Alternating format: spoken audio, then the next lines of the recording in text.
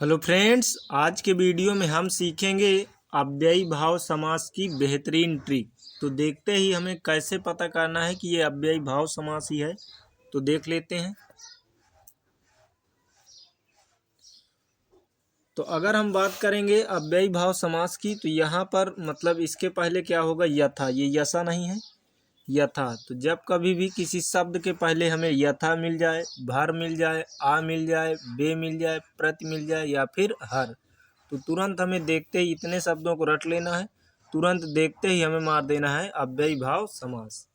तो अब इसमें अगर हम देखेंगे कि क्या क्या हो सकता है, तो इसमें देखेंगे जो पहला पद, क्योंकि हमें पता है समास में दो पद होते हैं, तो पहला पद उपसर्ग होगा। अब उपसर्ग ये पढ़ चुके हम, प्रति, बे, आ, अन, ये निर, ये सभी क्या होते हैं, उपसर्ग। फिर सेकंड, एक ही पद दो बार आएगा, जैसे दिन दिन, मंद मंद, घर घर, राम राम। ऐसे बार बार अगर कोई शब्द रिपीट हो तो उसे हम बोलते हैं अव्ययी भाव समास। या फिर प्रथम पद अव्यय होने पर, तो यथा, भर। ये समझ में नहीं आ रहा होगा, लेकिन वीडियो के लास्ट में इसे समझा दिया जाएगा, जो कि ये पुलिस वाले पेपर में भी अव्यय बहुत पूछता है। तो अव्ययी भाव उसी से बना है, तो देख लेते हैं। तो हमें रट लेना यथा, भर, आ, बे, प्रति, हर। देखते हैं अब इनको। तो जैसे हम देखेंगे, यहाँ पर लिखा यथाशक्ति, यहाँ पर लिखा यथाशक्ति, शक्ति के अनुसार। शक्ति मतलब क्षमता, ताकत, तो क्षमता के अनुसार। उसी तरह देखेंगे यथा शीघ्र, शीघ्र मतलब जल्दी, जितना जल्दी हो सके या जितना शीघ्र हो सके। उसी तरह देखेंगे भर पेट, तो यहाँ पेट भर कर। फिर उसी तरह भरसक, तो शक भर, तो शक देखो बोलते हैं सामर्थ्य यानी क्षमता को। फिर उसी तरह देखेंगे आजीवन, आजीवन का मतलब होता है जीवन पर्यंत या जीवन भर, उसी को बोलेंगे। आ जन्म, तो यानी जन्म से। उसी तरह बेशर्म, तो ये सभी उपसर्ग ही शुरू में आ रहे हैं। तो आ यहाँ पर लिखा बेशर्म, तो बिना शर्म के। उसी तरह बेशऊर, तो बिना शऊर का, मतलब बिना दिमाग का। प्रतिदिन, तो प्रतिदिन को ही हम क्या बोलेंगे, हर दिन। ये हो गया। फिर उसी तरह देखेंगे प्रतिघात, तो घात के बदले घात जब की जाए, मतलब प्रहार के बदले प्रहार, तो उसी को बोलते हैं प्रतिघात। फिर यहाँ देखें हम प्रत्याशा, ये यण संधि है क्योंकि तुम्हें बताया था।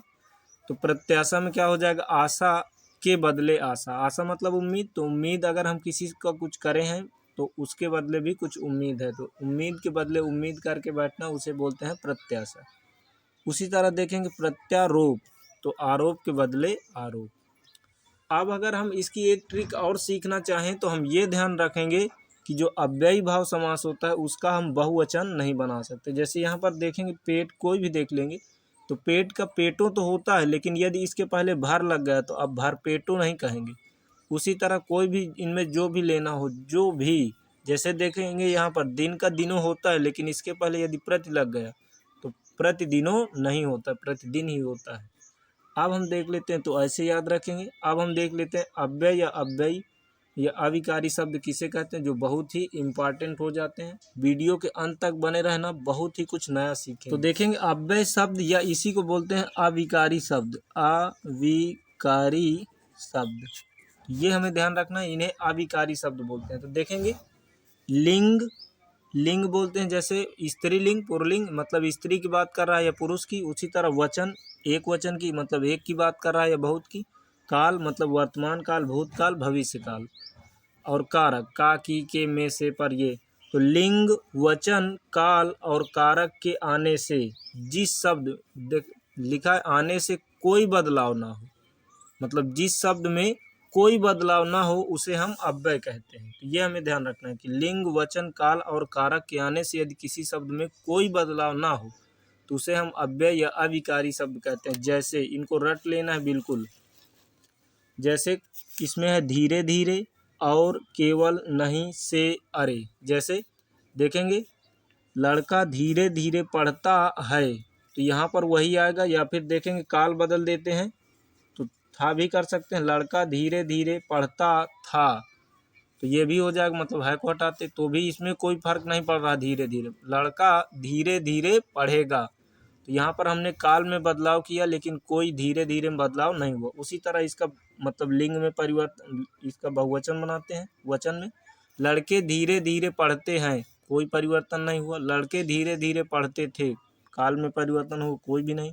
लड़के धीरे धीरे पढ़ेंगे, तो इसमें कोई धीरे धीरे में परिवर्तन नहीं आ रहा है। उसी तरह लड़की धीरे धीरे पढ़ती है, लड़की धीरे धीरे पढ़ती थी, लड़की धीरे धीरे पढ़ेगी। देखिए इसमें हम कोई परिवर्तन नहीं हुआ, जबकि लिंग चेंज हुआ, स्त्रीलिंग हो गई है।